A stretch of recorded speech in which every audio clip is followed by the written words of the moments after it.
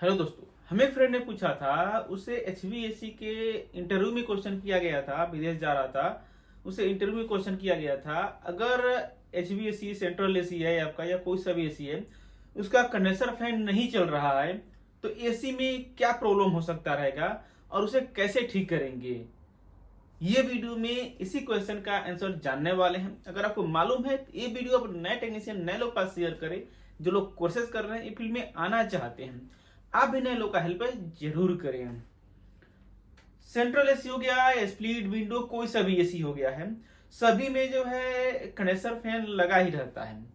Condenser fan ऐसा रहता है जो गैस के हीट को निकालता है, हाई टेम्परेचर से लो टेम्परेचर में कन्वर्ट करता है।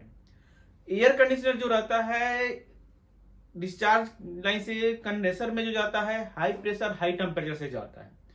तो टेम्परेचर क्या करता है, कम करता है कंडेंसर की। कैसे होता है, जो कंडेंसर का हवा रहता है, सर्कुलेशन होता है, खींच करके हवा के माध्यम से, अगर एयर कूल है तो उसे टेम्परेचर को कूल करता है, जिससे उसका टेम्परेचर लो हो जाता है। तो वेपर से थोड़ा लिक्विड में कन्वर्ट हो जाता है गैस, और सिस्टम सही तरीके से वर्क करता है। अगर अब कंडेंसर फैन नहीं चल रहा है, चलते चलते रुक गया है या फिर नहीं चल रहा है, वो टाइम में क्या होगा, एसी कंटिन्यू वर्क करता रहेगा, चलेगा। कंप्रेसर कंटिन्यू वर्क करेगा, चलेगा। नॉर्मल आपका एचपी प्रेशर स्विच है, सेंट्रल एसी है, पैकेज एसी है, बड़े सिस्टम है, उसके अंदर एचपी प्रेशर स्विच लगा रहता है। वहां से क्या होगा, हाई प्रेशर पर जाकर के ट्रिप कर देगा, कट ऑफ हो जाएगा, सिस्टम जो है बंद हो जाता है। जैसे ही आपका कंप्रेसर का प्रेशर जो है 450 400 450 के पीएसआई के आसपास जाता है।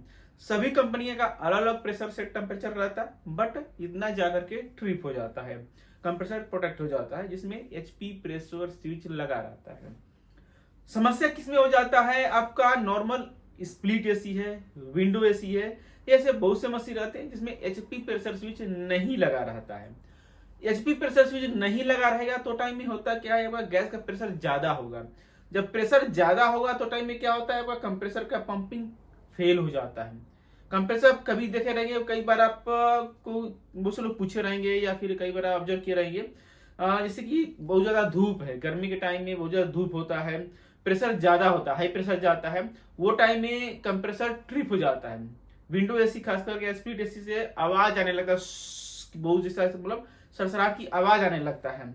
इसका रीजन यही होता है, प्रेशर जो है ज्यादा होने के कारण की वजह से कंप्रेसर का इंटरनली जो मैकेनिकल पार्ट रहता है वो फेल हो जाता है।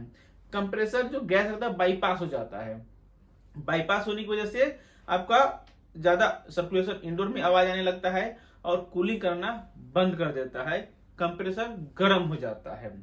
तो कंडीशन में हमें क्या करना होगा, आपका नॉर्मल, अगर कंडेंसर फैन गैस प्रेशर ज्यादा हुआ है, कंडेंसर फैन नॉर्मल एसी है, हाई एम्पियर के वजह हाई एम्बियंट टेम्परेचर के हिसाब से हुआ है, तो एसी ठंडा होगा, नॉर्मल अपने आप चालू हो जाता है। अगर आपका टेम्परेचर की वजह से ज्यादा हुआ है तो, बट आपका कंडेंसर फैन की वजह से खराब हुआ है, कंडेंसर फैन ही खराब हो गया है, नहीं चल रहा है, तो टाइम में हमको क्या करना होगा, जा करके कंडेंसर फैन को सही तरह से चेक करेंगे, उसमें क्या प्रॉब्लम है, कंडेंसर में पावर जा रहा है या नहीं जा रहा है। कंडेंसर कई बार आता है, मोटर जो रहता है कंडेंसर का वो स्टकअप हो जाता है, बैरिंग रहता है जाम हो जाता है, बुश रहता है वो जो है आपका स्टक हो जाता है, खराब हो जाता है, जिसकी वजह से मोटर नहीं चलता है और इस तरह से समस्या होता है। या फिर जाम होने की वजह से क्या होता है, स्पीड जो रहता है आपका आरपीएम कम हो जाता है, तब क्या होता है, एसी में प्रेशर ज्यादा होता है। जब प्रेशर ज्यादा होता है तो हाई प्रेशर से ट्रिप हो जाता है।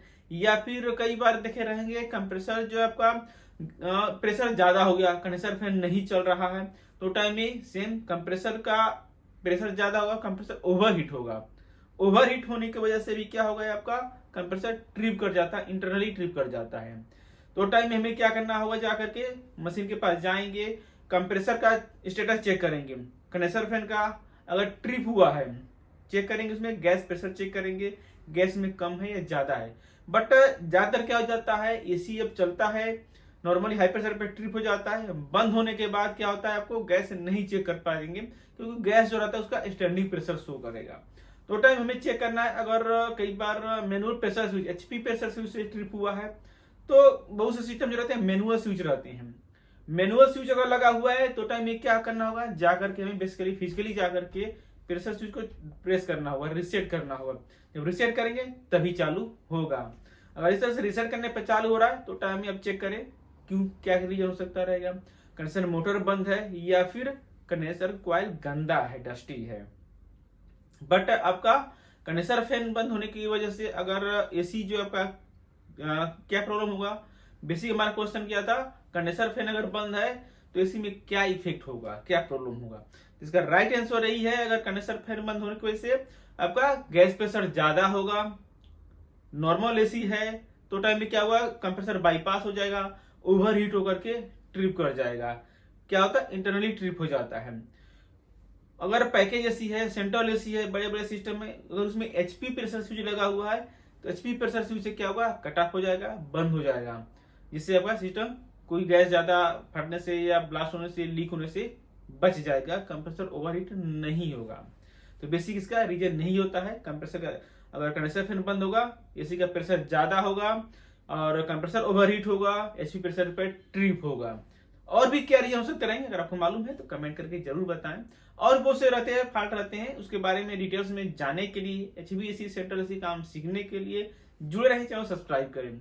ये वीडियो फीडबैक दीजिए, कोई जानकारी मिला या नहीं मिला, आगे क्या चीज के बारे में जानना देखना चाहेंगे। तो आज आपका दिन शुभ हो। Thank you for watching.